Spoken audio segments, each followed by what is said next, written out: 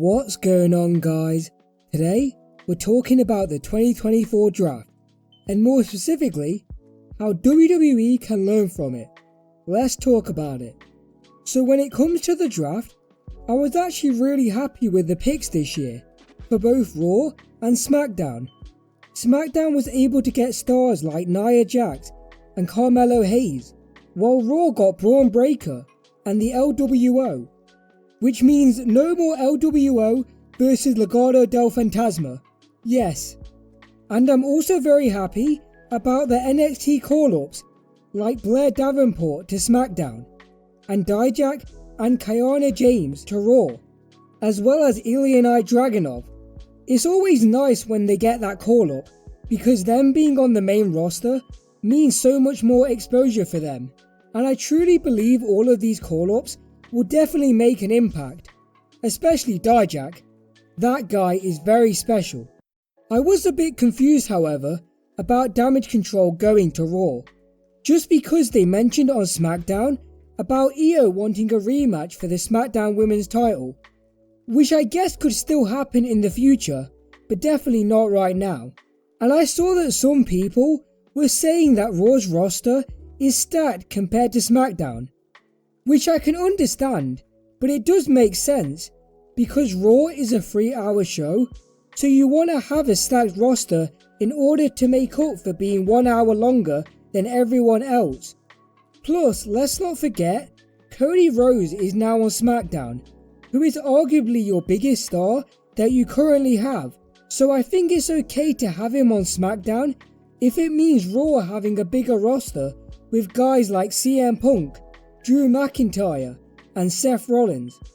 Now, one thing I did not expect was Giovanni Vinci attacking Ludwig Kaiser and going to SmackDown. But I will say, Giovanni Vinci does have a lot of potential. He's great in the ring, and I know a lot of people who watched NXT said he had a great gimmick where he was posing for photos in his entrance and he seemed very full of himself. So it will be interesting to see how he does on SmackDown. Okay, so let's talk about the big problem I had with the WWE draft. Now, my issue is the whole presentation side of things.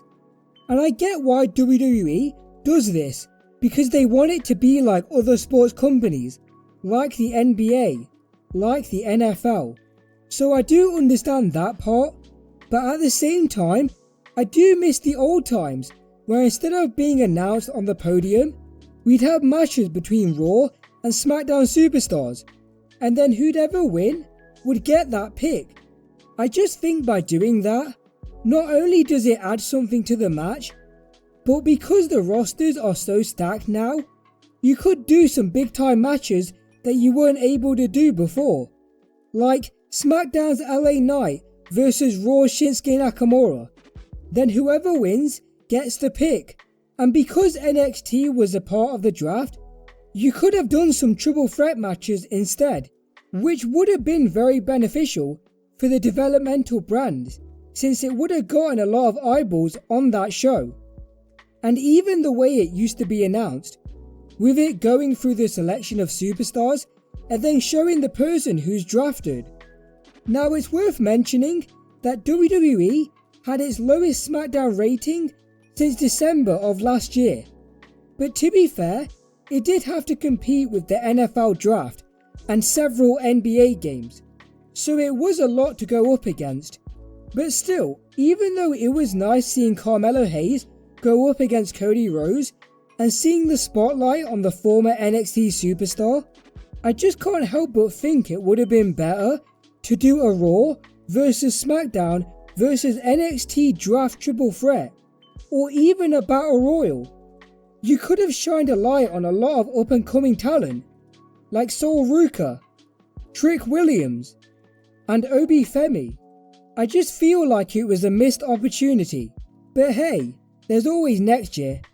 But yeah guys, that'll be it for today, but I want to know, do you like the current presentation of the WWE draft, or would you like to see it change? Let me know in the comments below, leave a like, subscribe, and more importantly, take care.